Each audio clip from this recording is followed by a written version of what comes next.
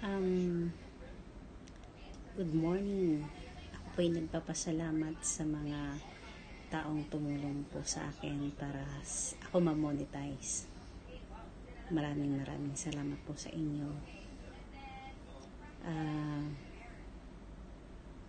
Hindi ko muna naman pong gustong gawin to dati dahil po sa influence ni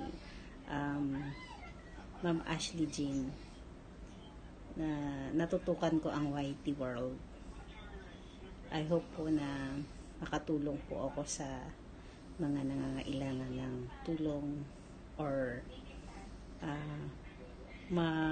ipakita ko ang kakayanan ko para sa pagtulong sa kapwa-tao dito po sa YT World. Maraming salamat po sa inyong lahat.